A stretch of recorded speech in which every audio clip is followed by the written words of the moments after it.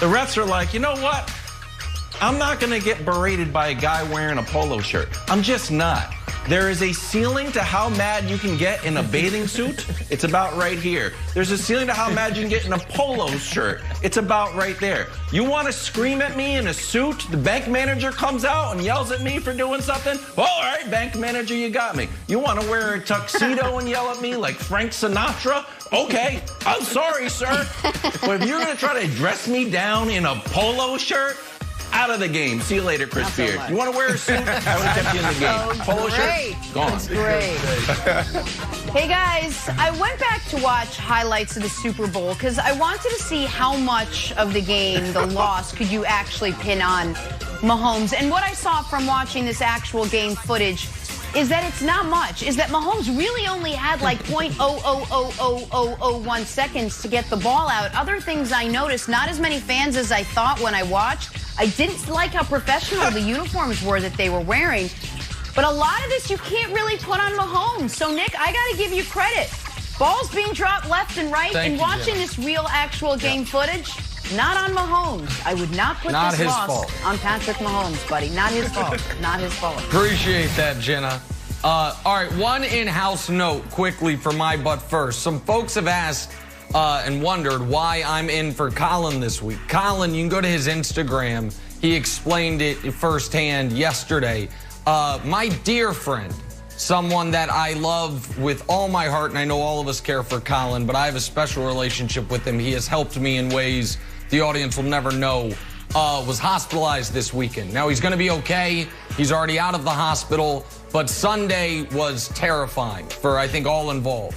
And so that's why Colin is not hosting his show on a week where he desperately wants to host his show. So he's going to be all right. He's back home. He's with his family. But on my behalf and on behalf of everyone at FS1 and certainly everyone on this show, our best wishes and thoughts with Colin as he gets back healthy and hopefully gets back on TV very, very soon. But in the meantime, Colin, I'll hold you down on the herd. I got your back, brother. Yep, absolutely everything that Nick said there. And Colin left a nice message to his fans and everyone on Instagram, Twitter. Definitely check that out. All right, we'll take a turn. Talk some Philadelphia Eagles now. Man, things are getting nutty down there in Philly. First, you get rid of your coach because you're keeping your quarterback. Then you say, forget it, we're getting rid of the quarterback too. Carson Wentz on the market, but so far no nibbles. Why?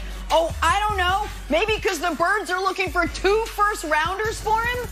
Nick, you say it's preposterous. Are the Eagles crazy to think Wentz is worth 2 first-round picks? To quote a wise broadcaster, or misquote, the unmitigated gall it takes to demand 2 first-round picks for a guy who last year was the worst quarterback in the NFL is beyond me. Now, I've said for months, even when many former GMs were out there saying there's no way they trade him, they don't take on the cap hit of trading him, that they could and they would, and it made sense to trade him, particularly early this offseason before mid-March when a roster bonus kicks in on the 3rd day of the league year. Brandon, I still believe they are going to trade him.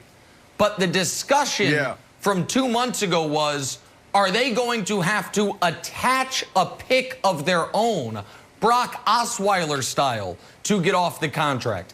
I don't think it's that bad. I think they can probably get a single second-round pick for Carson Wentz.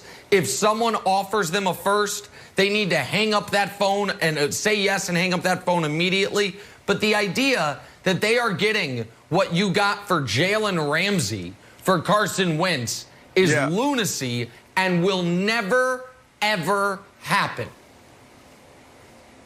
All right, so look, you quoted one of your guys. What do you say? The unmitigated gall.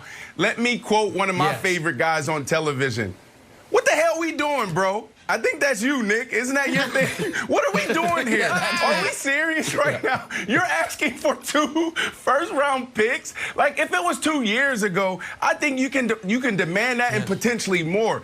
But when you think about the reports that came out this year and the reports that came out, you know, last year, a little bit over a year ago, then you really have to question if this is the right guy. Now, on the field, people are like, well, Brandon, you know, he threw so many picks. He doesn't seem like he has any poise in the pocket. Those are things that people think think they can fix, because when you turn on the film from college, when you turn on the film from year 1, year 2, you're like, yo, this dude can do it. That offensive line was banged up. They had no wide receivers. So on the field, people feel like they can help this guy, Wilds. But off the field is the biggest concern. When you go back, and I lean into that report from the Philly Voice again, they talk about uncompromising, selfish, and then also, what is the thing, playing favorites. That's a big deal. I talked to 2 people in the organization that was there back in 2018, 2019, and they said this is absolutely true.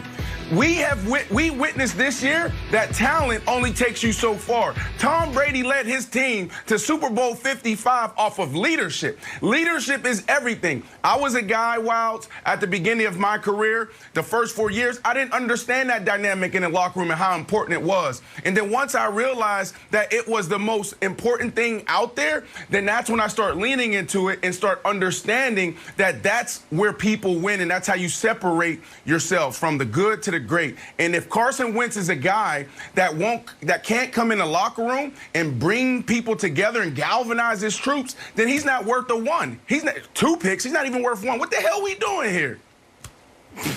Yeah, I thought, Brandon, to the leadership thing, I thought him not dressing for the final game of the year, just in case Jalen went down or something happened, I thought that was a chance to sort of have rebrand himself as a good leader and a team guy, and it didn't happen.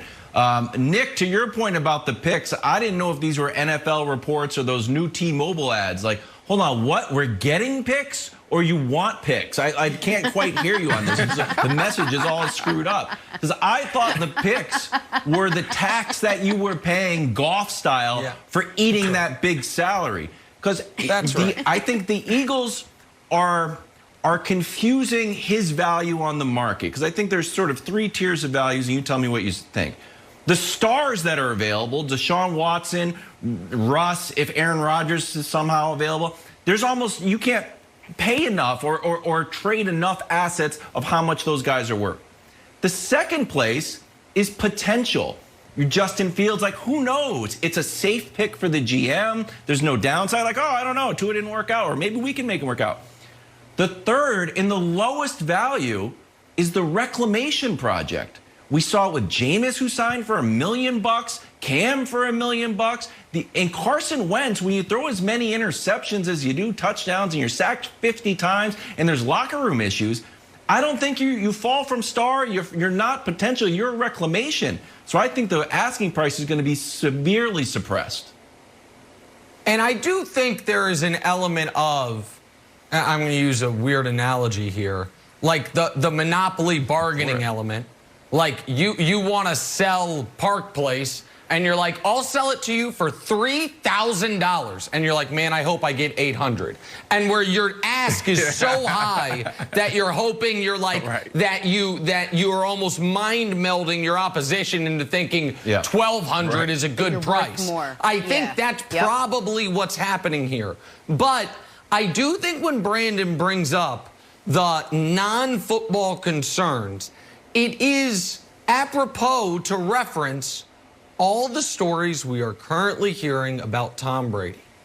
If part of what makes Brady great is how loyal his teammates are to him, how much people love him, how great of a leader he is, if we all agree that on just pure arm talent alone, there's a handful of quarterbacks in recent history that would outclass Brady in the old quarterback competitions, but yet Brady has 7 rings, then you must do the inverse of that, which is even if you have a ton of arm talent, if all the other things, Brandon, that go into being a quarterback you stink at, and by the way, you're hurt all the time, and by the way, ball security is job security, and you weren't good at that last year, then what is your actual value? Your actual value is that you were the 2nd overall pick and you had 1 brilliant season. And people don't want to give up on that at 28 years old. So be it. But those other things take a real hacksaw to the rest of your value that you have to overcome.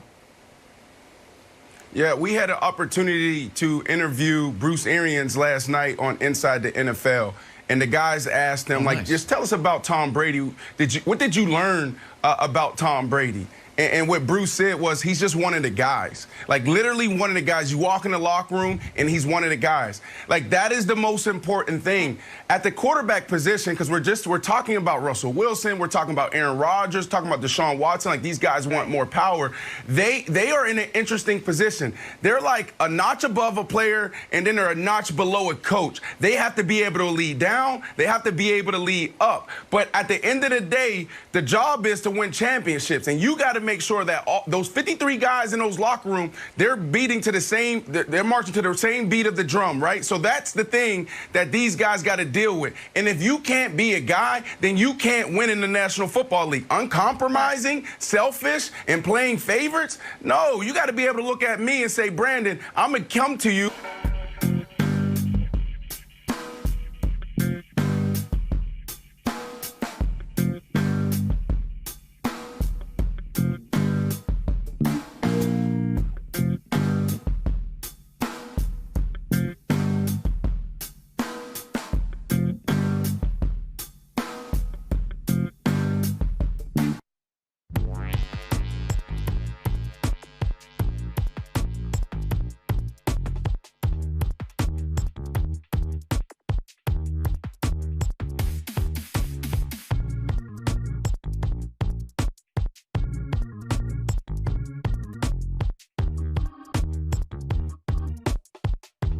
On a week where he desperately wants to host his show.